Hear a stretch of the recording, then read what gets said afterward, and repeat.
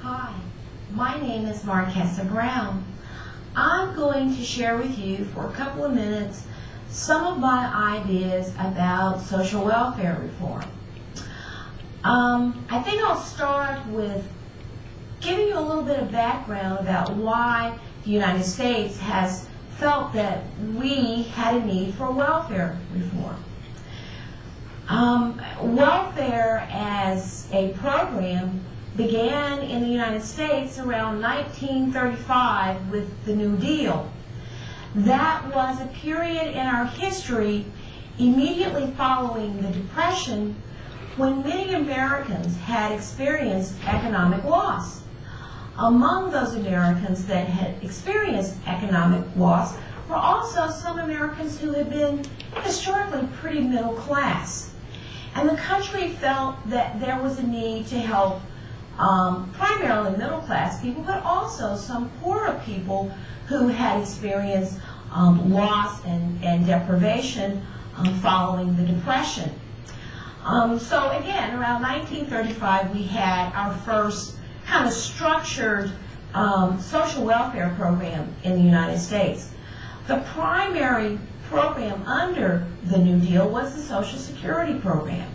And that was the first time that we had retirement for older people, and we eventually worked disability into that program. We had our first welfare, child welfare programs, and with the early child welfare programs, the focus was primarily on children, not the family in its entirety. So mothers were able to get money for their children. Now the key was moms could get money for their children under the first Social Security programs of 1935. But if there was a man in the house, the mother could not get money. So the program under Social Security was set up primarily for mothers and children. Back in those days, it was the job of the social worker to make sure that mothers didn't have men in their homes. So at that point, social workers could go into the homes in the middle of the night and do their midnight raids and make sure there was no man in the house. They would also check to see what kind of material goods women had, because Social Security wanted you to be poor.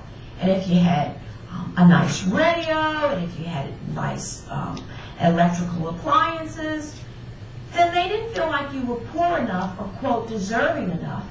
And so they could take you off of what was known as welfare.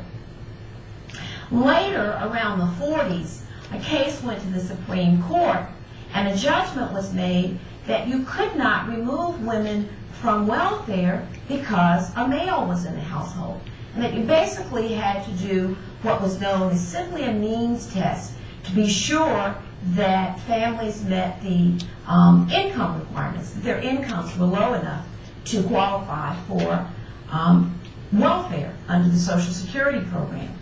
Over the years, the Social Security, the welfare programs under Social Security changed somewhat.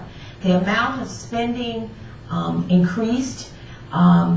Women were allowed to have a male in the household, provided either the female or the male were unemployed.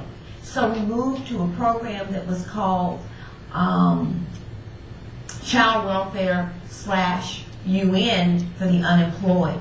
So there became more of a focus on the family. So you wanted the male or the female, the mom, the dad, and the children to all be supported under this welfare system. Anyway, the program began to grow. One of the reasons I believe it grew was because as the economy in the U.S. declined, the number of families requiring welfare increased. So by the time Reagan became president and we had high unemployment, then we began to have more families going on welfare. And we also began to see more families becoming homeless at that point. Well, as the program increased, as the number of people on the program increased, Americans and the Congress really became more concerned about the amounts of money that were being spent on welfare. I think one of the things that we in the U.S. never really recognized was, even though it appeared that the amount of money going into the welfare program, which is under the Social Security Act, was increasing, it remained only 4% of the entire U.S. budget.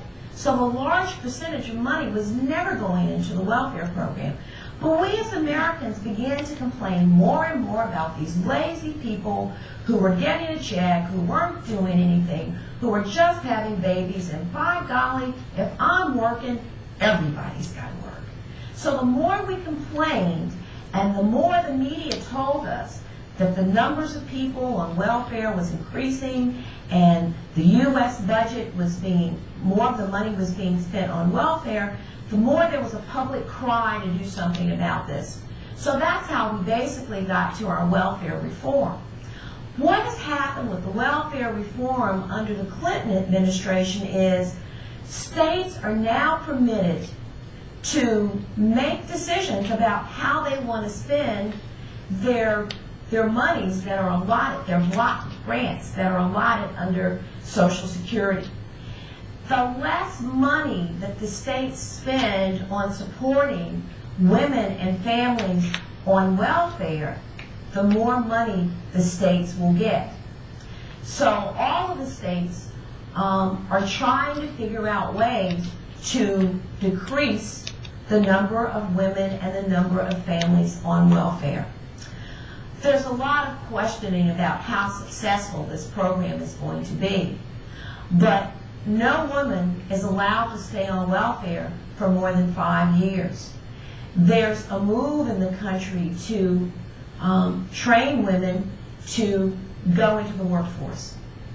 That's been a very complicated process because oftentimes women have had long histories of not working, and they don't have the clothes to go to work. They are not structured in a way to understand about getting up and going. They don't have a whole lot of understanding about work behavior. So the states have begun to set up training programs to really teach women about work etiquette. Some of that's been successful and some of it's not. The other issue has been daycare. And if any of people have been looking or listening to the news, there's a lot in the papers and there's a lot in the media now about daycare because these women have had to find places or daycare centers to send their children. The problem has become we in the U.S. don't provide affordable daycare for people who are going to be going to minimum wage jobs and really can't afford daycare. Good daycare probably costs more than $100 a week now. And that's far more than many of these women are going to be earning when they go to these low-paying kinds of jobs and go to these job training programs. So we've got two problems. Women that aren't trained and doing something to resolve the daycare situation so that women can go to work and feel safe about leaving their children in a daycare setting.